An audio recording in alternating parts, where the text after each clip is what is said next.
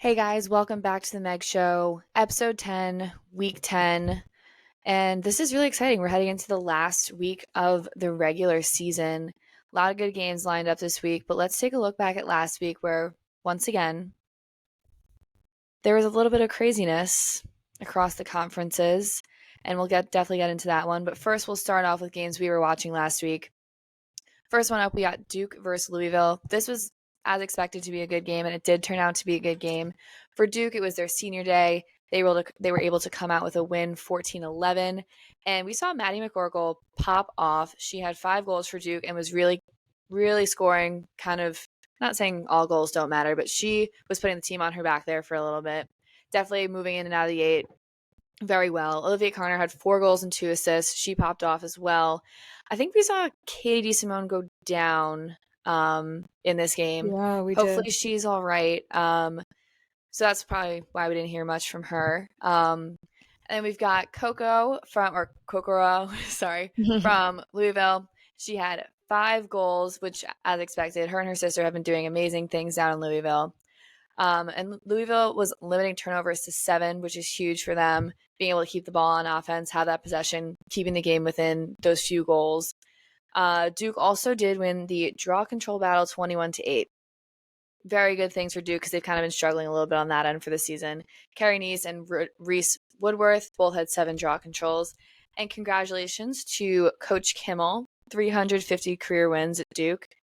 That is fantastic. She's been doing great things with the program down there for many, many seasons. So very happy for her. Yeah, this game ended up being 14-11. It was very close. Louisville kind of fell off in the third quarter, only putting up 1 goal. And Duke was just able to capitalize on those opportunities. Awesome. Next game we had was Florida versus JMU. Both teams were undefeated in conference play going into the game. Florida came out on top, 15-7, so they remain undefeated in the AAC. JMU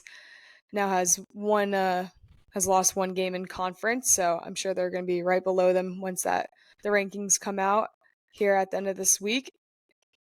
Both of them were tied 4-4 going into half. Florida put up 7 goals to JMU's 1 goal in the fourth quarter. Also outscored them 11-3 in the second half. So big second half for Florida to come out with the win there, especially going into the half tied, basically starting the game out 0-0 when you come back out.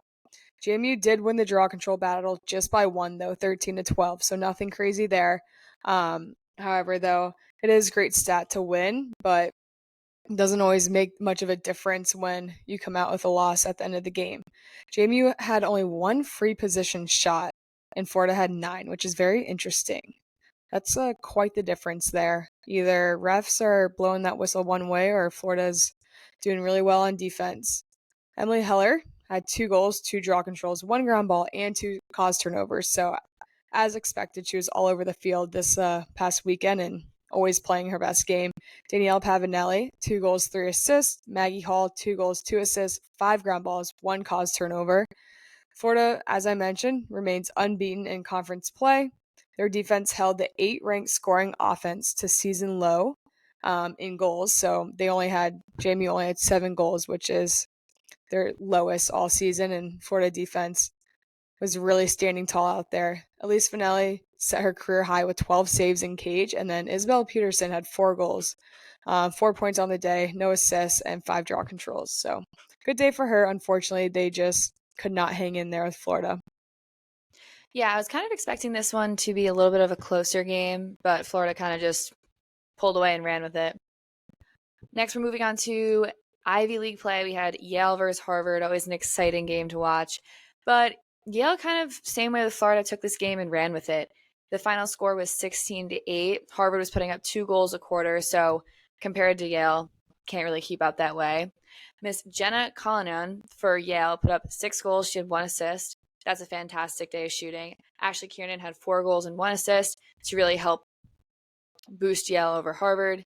And looking at Harvard, we have Campbell Riley. She had 2 goals, 2 assists, so she was kind of carrying the weight there. And then Maddie Barkate had 1 goal and 2 assists. For this game, Yale, as I mentioned, kind of really took over. Yale had 27 shots compared to Harvard's 18. You hit the cage more, take more shots, obviously there's more chance you're going to score.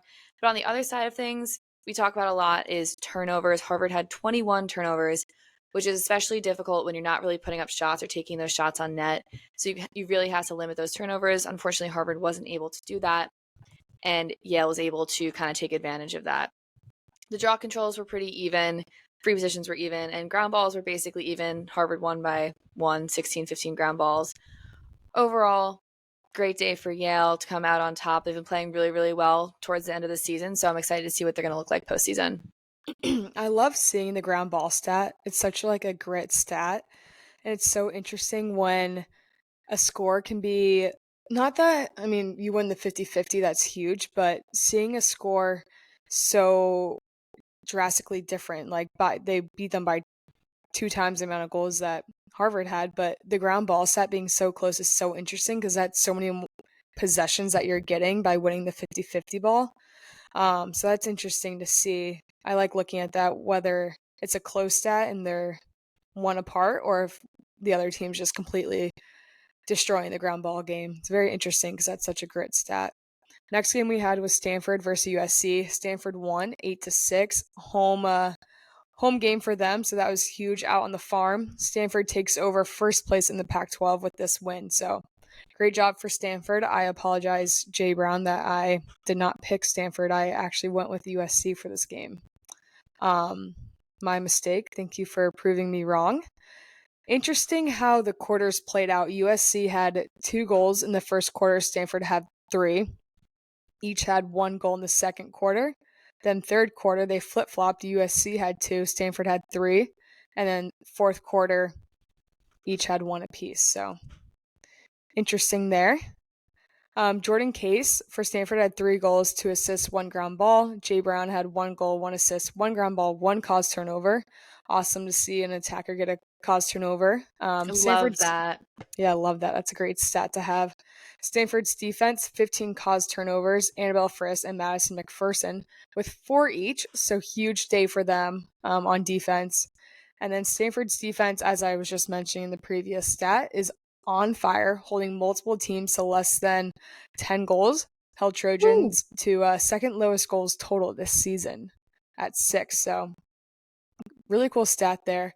Annabelle now has 318 draw controls in her career, tying, sorry if I say this name wrong, Genesis Lucero for the most in Pac-12 history. So she's got a few more games left, see how far they make it, but she's going to set a new record for Pac-12, so that's pretty cool for her.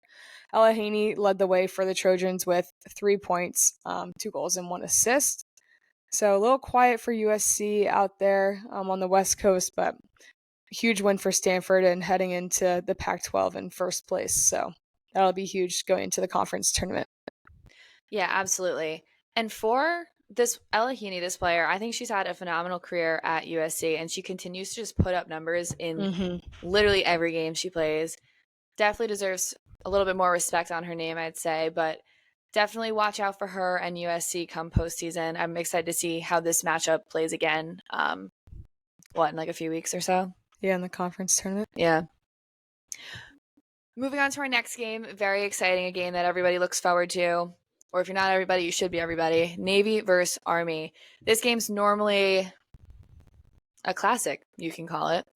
Navy won this year. They got it 17-11. They came out strong, putting up 11 points in that first half, where Army was only able to put up 6.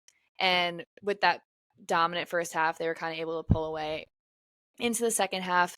Army only putting up 1 point in the fourth quarter. Hard to compete with that, especially after Navy puts up 11 in that first half.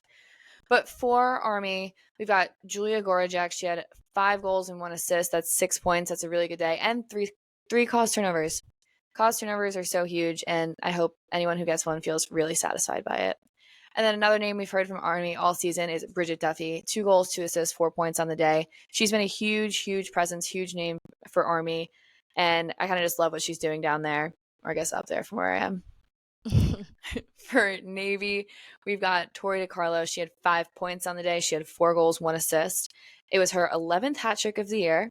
Pop off. And then we had another name that we've mentioned before, Emily Messinese. She had 3 goals, 1 assist, 1 caused turnover, was a menace on the draw circle, getting 4 draw controls. And she also had her 13th hat trick. So congratulations to her. And word on the street is she broke a tooth during the game. Yep, she sure did. Hope all is well. And I don't know which tooth it was, but I hope you get it fixed. ASAP. ASAP, yeah. And then Alyssa Daly had 17 draw controls on the day. Navy kind of just, I hate to say it because I love Army, but Navy just kind of dominated. Navy had 42 shots, Army took 26. The turnovers for both teams were pretty even. Army had one more turnover than Navy.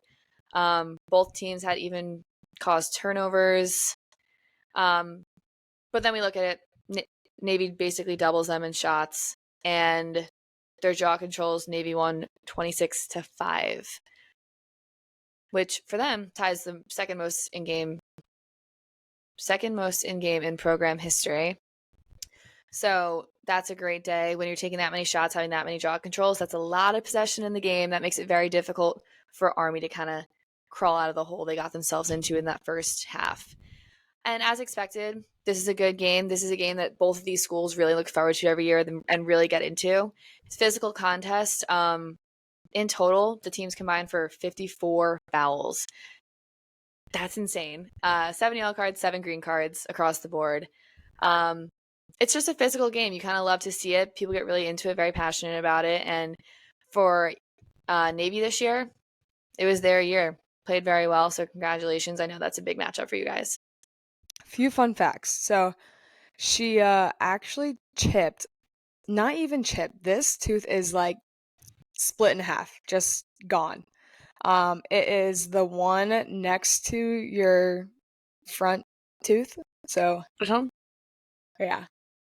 Oh. Just completely in half. Oh my god. Can we show that? Yeah, it's on Lacrosse Extras posted it. I mean, You are tough as nails, girl. Tough stitches and as everything. Oh. Yeah, I want her on our front line. I trust her. Yeah, I would want her She's as well. tough. I'd be out. I'd be like, no, I'm good. But I'm curious, what happened to your mouth guard? How did that happen? Must have been a hard hitter for it to break a tooth like that. But wow. She doesn't seem phased. She's looks like she's smiling and wow, that makes my teeth hurt. Also, another fun fact, Navy got a nice message from the one and only Nick Saban before the game. He said, "Coach Cindy, I coached a year at the Naval Academy in football under Bill Belichick's father, and he said, play through one play at a time. Don't look at the scoreboard." And Coach Cindy said they took that to heart and they listened to Coach Saban and they did that. So pretty cool pregame speech there. That's pretty awesome. yeah, that'll hype me up. I'd be pumped. Yeah, that'll do it. That'll do it. That'll hype me up. Next game we had, last one on the week, was Hopkins versus Michigan. I was really looking forward to this game. Same. I was too. Michigan won 13-9. Close. Would have been fun to have a little like nail biter thriller at the end. Michigan won 13-9. The number 6 ranked University of Michigan women's lacrosse team. They used a 4-goal run in the third quarter to complete a 13-9 comeback win. So obviously, huge second half. Michigan had 4 goals in the third quarter, and Hopkins had 0. And then Michigan had 5 in the fourth quarter. Hopkins only had 1. So huge first half for Hopkins. Very quiet second half, where Michigan had a steady but not enough first half, but was able to come back after halftime and really pull ahead and come out with the win. Jill Smith had 5 goals, 1 assist, 2 draw controls, 1 ground ball for Michigan, so she was all over the field. Bailey Cheatham had 2 goals, 2 assists for Hopkins. Abby Hurlbrink for Hop also had 4 points. She had 2 goals, 2 assists, so pretty even stats there. Michigan completed a perfect road slate with a 13-9 win at Hopkins. So a little fun fact, didn't lose a single away game, which is huge. That's pretty cool. That is impressive. Incredibly impressive. Away games, home games, home field advantage. Away games never easy, so to be able to have that stat, definitely great moving into postseason. Yeah, that's a pretty cool stat. Michigan's win is the sixth over a ranked opponent this season and a second over a top 10 team. So they got a pretty good schedule that they had this season. That RPI is definitely going to help them. Having a ton of wins over ranked opponents is huge. Every win matters, obviously, but getting one over a ranked opponent is always going to give you that little boost at the end of the Power season. push. Jill Smith also set the Michigan goals record with 5 goals, which brings her career total to 125. Congratulations. We That's got exciting. luckily for Michigan, they have a week off until their next game, which will be this coming Sunday against Northwestern. So big final matchup for two Big Ten teams before going to conference play, both sitting up in top 5 depending on the ranking you're looking at. So this will be a huge game to watch on Sunday, but we'll get to that in a little bit. Overall, pretty even for shots. Michigan had 26, Hopkins had 25. Turnovers even at 16. That's quite a bit. We should let's work on getting that number down, ladies. Cause turnovers, Michigan had 7, Hopkins had 12. So huge day for Hopkins on the cause turnovers. Draw controls, Michigan lost them. They only had 10 and Hopkins had 15. Free position shots 3-2. Ground balls even at 16. So pretty interesting layout there. Hopkins is winning crucial stats, but unfortunately just couldn't put the ball in the back of the net when it mattered. Yeah, I think something that I know we used to talk about in the locker room a lot. So this game here, Hopkins had a phenomenal first half, putting up 8 points. Michigan put up 4. That's still a close game going into half. But when you have a lead like that, and this is a top game, these are both top ranked teams. When you have a lead like that coming out of that halftime, you have to come out knowing that the team you're playing isn't just going to kind of roll over because you're up on them like a couple goals. You know they're going to come out and want to play and want to win. So to come out and for Hopkins in that third quarter and not put up points, that's tough, especially when Michigan comes out, they're hungry, they put up 4 points. That puts you in a very difficult position to kind of re-find your mojo and build it back up to kind of win that fourth quarter. Yeah, for sure. A few games that we missed, which once again I'm just slacking. I'm dropping the ball at picking the top games of the week. Meg, maybe you should pick them this week. I keep missing the big ones. But honestly, like Penn State, I did not think was going to beat Maryland, and Virginia, I did not think would beat BC. I thought it'd be like a close game, but I don't really know how I missed that or why I didn't pick it. I think, well, Penn State has just been a menace Upset, yeah. in the Big Ten. If I was a team and I was playing Penn State, I'd be a little extra cautious. I don't know what their coach says to them pregame, but it's got to be something crazy because they come out and they play Northwestern, show them up. They play Maryland, show them up. So would love to get some insight into the Penn State locker room because I'm just nosy and curious. No, I agree. It was their third ranked upset this season. So they had beat, which was at one point number 22 Rutgers. Then they beat number 1 Northwestern earlier in the season. Whoa, I just stuttered so bad. And then now they upset Maryland. So they are really making a name for themselves. I would watch out for them. And we'll get to this later, but they play Hopkins next, which is going to be a huge matchup if they can come out with a win on that game too. Go ahead. Yeah, I think just kind of looking ahead. Actually, nope, I'm going to save it for when we talk about postseason. Never All mind. right. So looking at how each quarter played out, Penn State had 3 goals and Maryland had 6 in the first quarter. So huge first quarter for Maryland. They probably thought they had that in the bag. Interesting second quarter. Very, very quiet. Penn State had 0 goals. Maryland only had 1. Then they go into halftime, get a little a little halftime pep talk, hype them up a little bit, and Penn State comes out 6 goals in the third quarter.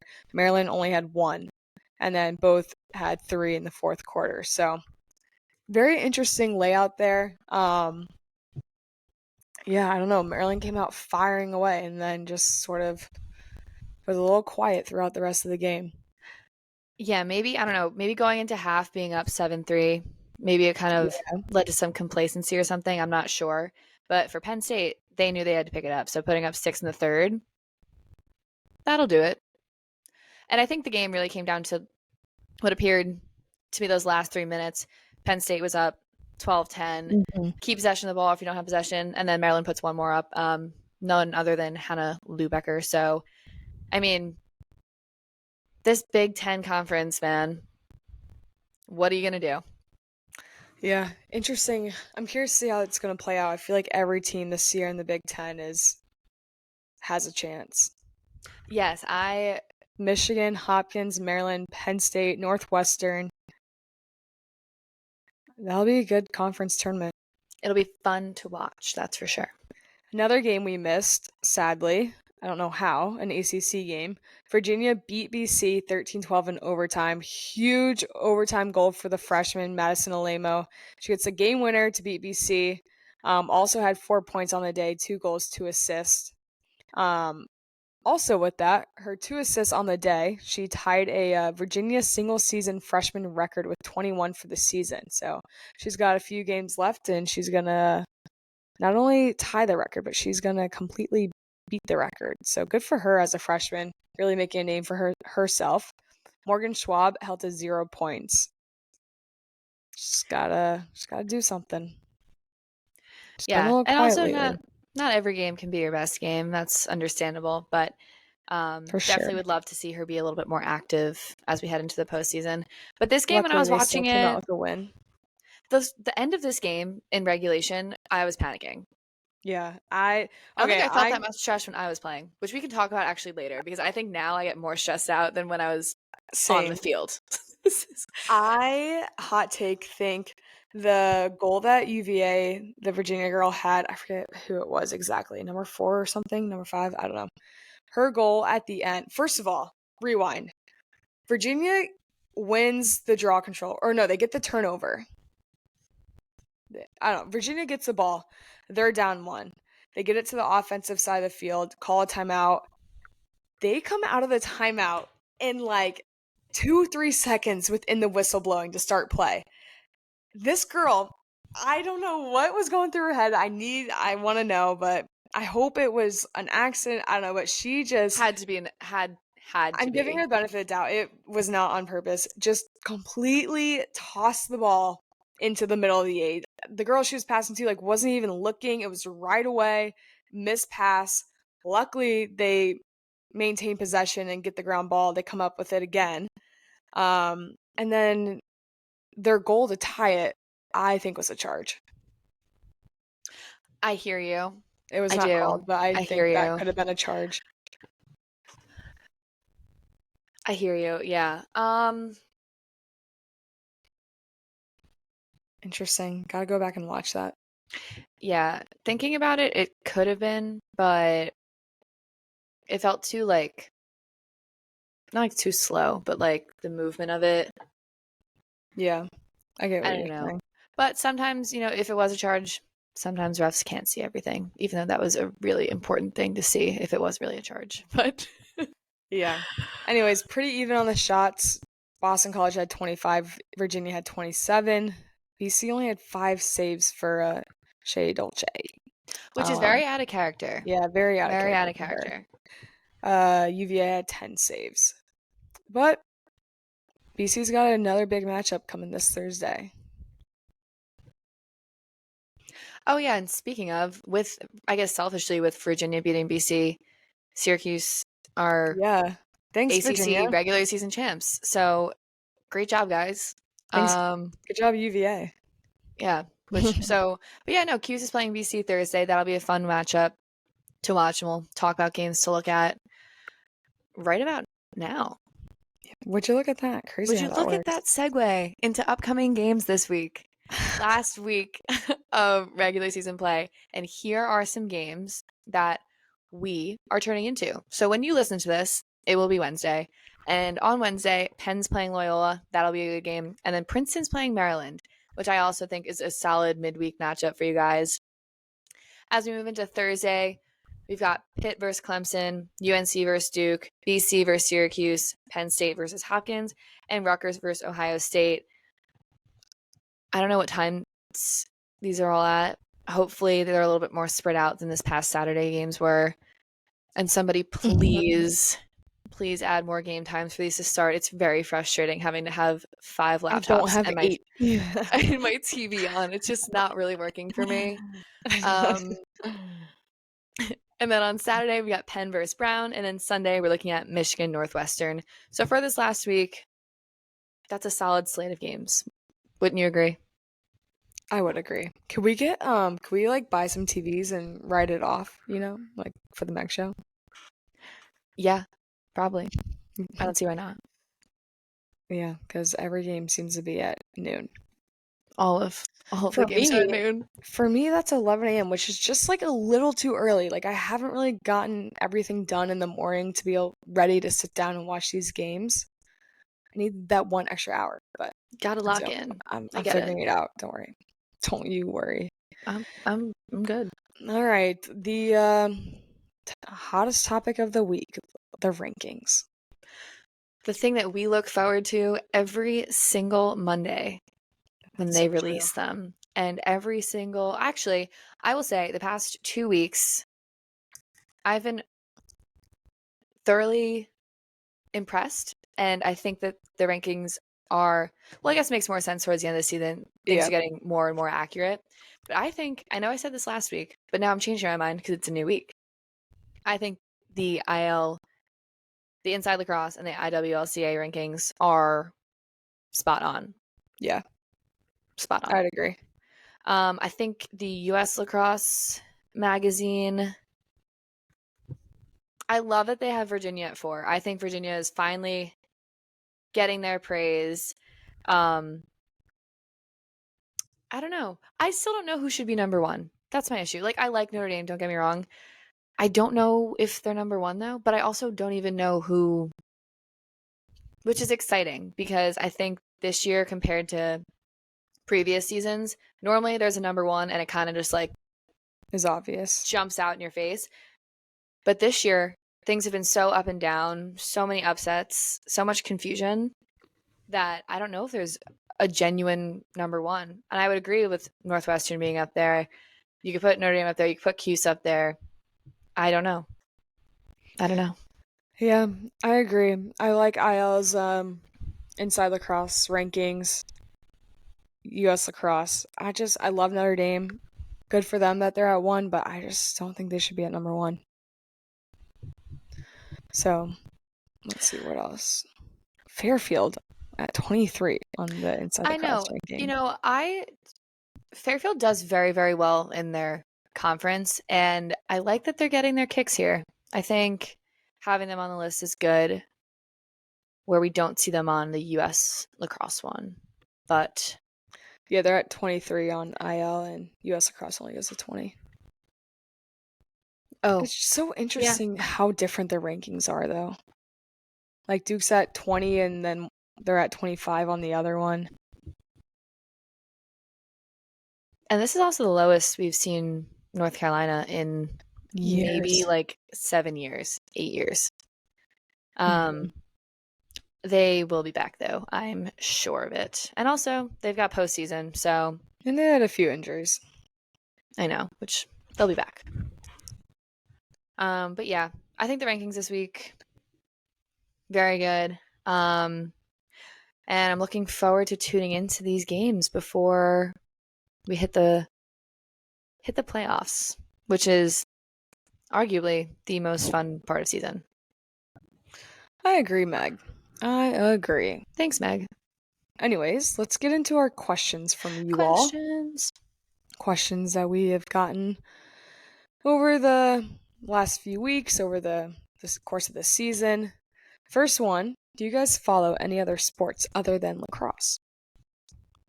Meg, what sports do you follow? Yeah. I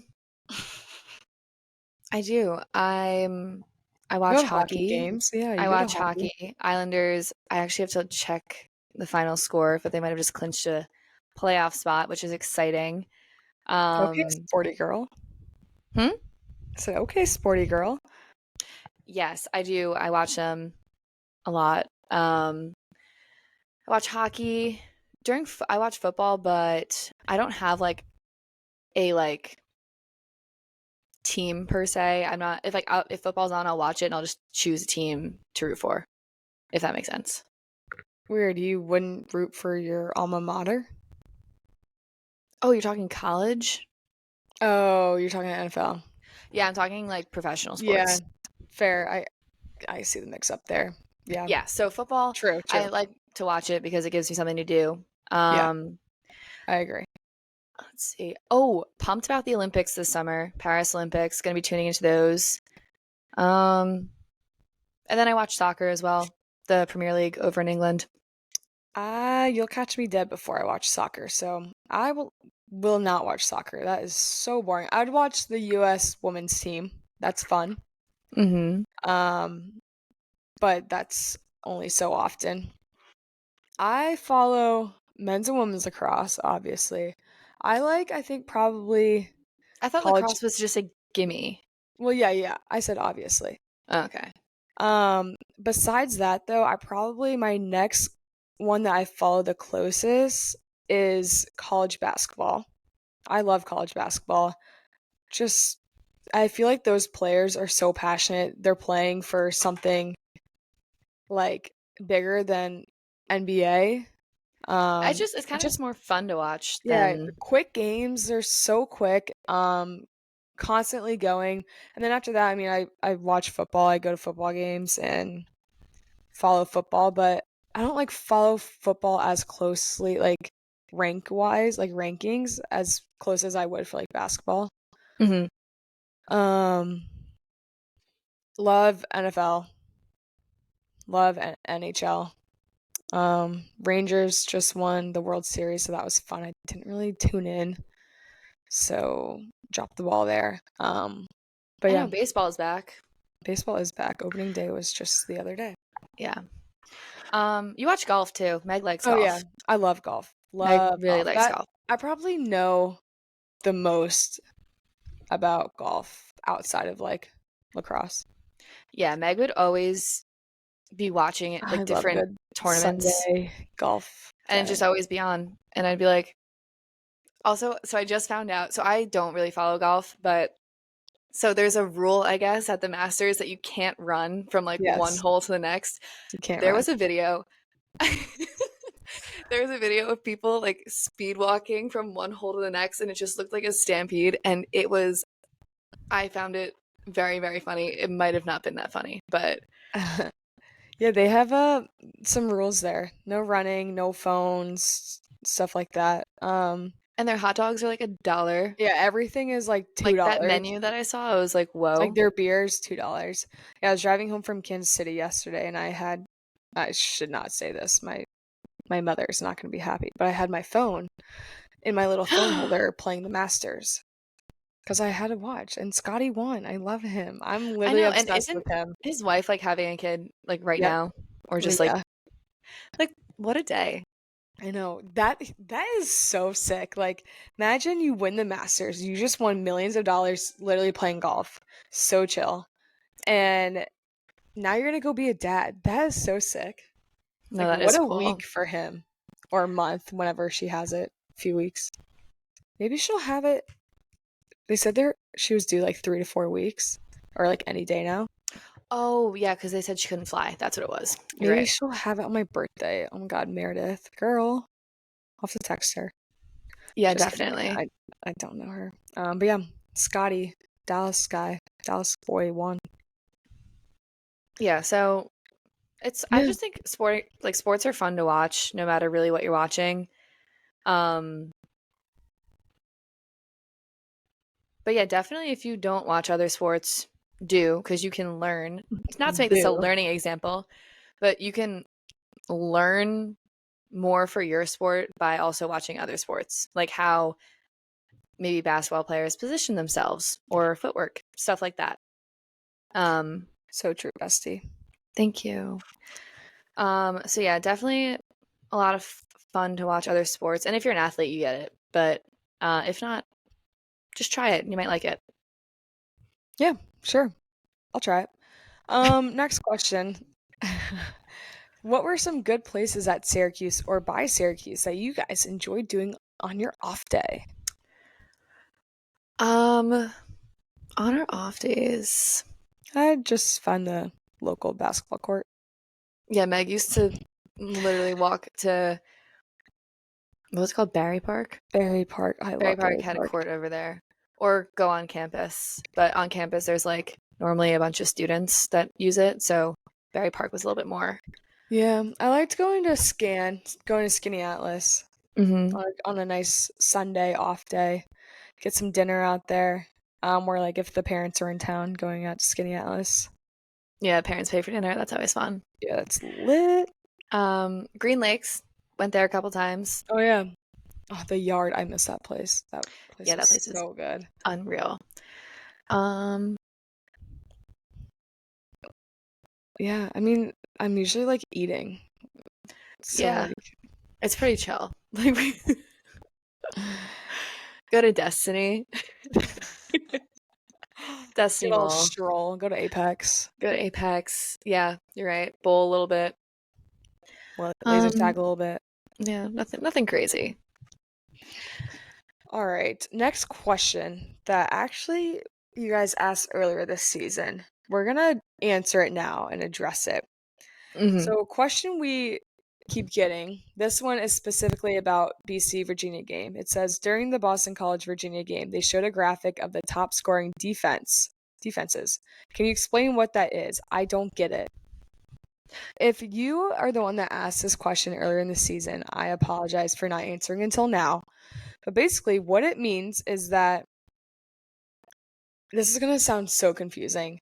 The top scoring defenses are the ones that hold offense to the least amount of goals. So if we put that into layman's term, What? like a certain situation or basic words, Oh, that was just don't use that word. what's wrong with that word? I don't know what it means. Well, now you know. But anyways, Meg, give us a situation where that could be a possibility. So, like a few years ago, our Syracuse defense was one of the top scoring defenses. We held other offenses, other offensive teams to very few goals. So other teams would come in and play us, and they would not score that many goals. They would only get a few, and we kept a lot of teams to very few goals, if that makes any sense. I think that was perfect. I think that But was that's spot what it on. means. It's defenses that hold teams to very few goals. I don't know why it's called top scoring defenses. That literally makes no sense, but that's what it is referring to. Next question. It seems like there have been fewer green cards called of late. Do you think teams are reining in their rides or are refs swallowing their whistles and letting their players play? Just from watching over, I'd say maybe the past like 4 weeks, I think it's been a little bit of both. I think we're seeing teams still ride, but I think people are understanding now more so what they kind of can and can't get away with in a sense. Um, and I also think refs definitely are letting things play a little bit more, which I really love. I love to see a little bit more aggression on rides, not blatant fouls and such, but kind of being able to let the kids play. So I think it's a little bit of both. I think players are getting a better handle on the green card, and I think refs are also they do dish them out, but I think more recently they're kind of letting players play, which I love. Now that Yeah, we're at the end of the season, kind of forgot about that rule. That's how little we've started to see it, which is good. Did yeah, not like it. really bad in the beginning of the season, really bad. All right. Two fun little prediction questions that we're going to do. Early Tewaaraton Award finalists. What is your guess or prediction? So I just think based on the killer season she's having, I think front runner is Izzy Skane, which She's about to break the record that Charlotte set, right? yeah, I think she's like 20 Oh, I away, thought but she was like 12. oh, is she 12 now? You're right. She might be closer. Last I heard she was 20, but she's Yeah. right on the brink there. And based on how their season's going, I'm sure she will be breaking that record. She would be a two-time Tewaaraton Award winner. So she's my front runner right now. And then I really, I think Madison Taylor on Northwestern as well is a sneaky pick for a top five. I know Mhm. she's only a sophomore, but she doesn't play like an underclassman. She plays fierce. She plays big. Um, and then Meg, one of your picks is Chase Boyle. You want Yeah. to elaborate? She is a stud. Her and Sydney Black both on Loyola, but Chase Boyle is all over the field, putting the team on her back, like always putting up numbers and points. So I think she's easily got to be in the top five. And then I also think Hannah Becker from Maryland. Becker from Maryland. I Mm. think she could be in there. I feel like Yeah, she's she's doing constantly really well too. trying to put points for her team. Yeah, I like Jackie Wolak from Yeah. Notre Dame. I think she would be an easy. If she's not top five, she's in like that finalist group, but I think she Yeah. could be top five. Um,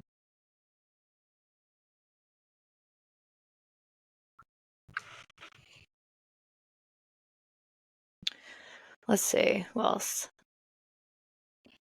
Jill Smith for Michigan, but I just don't see Michigan making it into the Final Four. So I don't know. McKenna Davis and Rachel Clark are both doing well for BC. Yeah, Emma Pinto's been playing really well for them Yeah, recently. Um, I and don't also see. Sydney Scales on defense for BC. Yeah, Like defenders don't get enough praise, just really just like on the stat line at least, except for like those yeah, caused turnovers, which are really important. But I think she's a fantastic defender, probably one of the best right now, if not the best. I think Katie Goodell, obviously, yeah. fantastic for Syracuse. Um, yeah, top five is tough, but I think for me right now, Izzy's definitely a front runner. Do you think they put Izzy, Aaron, and Madison all in? Ooh, I don't know. I think you got to go Aaron or Madison. Aaron's been a little quiet these last few games. Madison, I think, is kind of popping out more. But that'd be crazy to have all three. I know. I think something also to keep in mind as we're heading into postseason is the way that teams strategize now. I mean, they were doing it Yeah, during season two, but the way they strategize now is they're gonna work to eliminate or get, the top players on each team that they face the least touches as possible, that will result in face guards. So people are gonna have to step up. So we might see some changes heading into postseason. Um, but there's we'll see. also It's just something to so keep in much mind. film now, especially like going to conference play. You're playing a team that you've already played before, so you have a ton of film on them from their entire season, but you also have film on them from just playing them however many weeks ago. So there's a ton of film out there now on teams, so scouting is getting easier. So now teams got to get creative and get something new going for postseason. Final four predictions. What are your four if you had to pick right now? I've got Northwestern, Syracuse. I think BC is going to make an appearance, even though they just had that loss. I think they could definitely make a Final Four run. Um, and the four spot, I'm gonna go. I'm gonna go Virginia. I think. I Okay. think they could do it. If it's not Virginia, well, I guess I can only choose four. So I'm gonna go Northwestern, Cuse, Virginia, and BC. I'm gonna go Northwestern, Syracuse, Maryland, Loyola. Ooh, I like Yeah. that. I like that. I don't know. The third and fourth spot, I don't know who to pick. I think Northwestern, Syracuse are locks. Unless something kind of crazy happens, I agree. I'll have a better feel for BC after Thursday's game against Syracuse. I'm not fully bought into BC. Like, I don't know. I don't know. I'm nervous. Well, it'll be a good game to tune into. So if you're not busy at 5 o'clock on Thursday, Come to Boston. We'll be there. yeah, we'll be in Boston. We'll be cheering the girls on.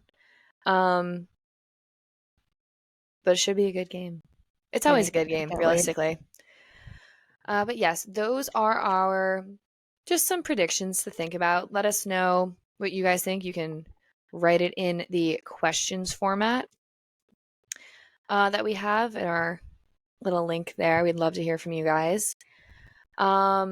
But yeah, that's a wrap for us for our week 10, episode 10 Crazy. It's flying podcast. by. It's time. I feel like we just started this and here we are heading towards the end. Looking ahead, we've got conference play. Well, after this week, we can talk a little bit more about conference play, but really exciting playoffs to look forward to. I'm a little stressed for it because who knows what could happen, especially come playoff time. So tune into these games this week. Really exciting stuff. And don't forget to submit questions to us if you're curious about anything that you see maybe happen this week or things that have happened this season. Or if you just want to let us know what you think about who could make a run for the Final Four. Or, maybe who's your early national champion in your head. Yeah, let's hear some of y'all's predictions. We would love it. But thank you guys for tuning in to episode 10, week 10 of the Meg Show, and we will see you next week.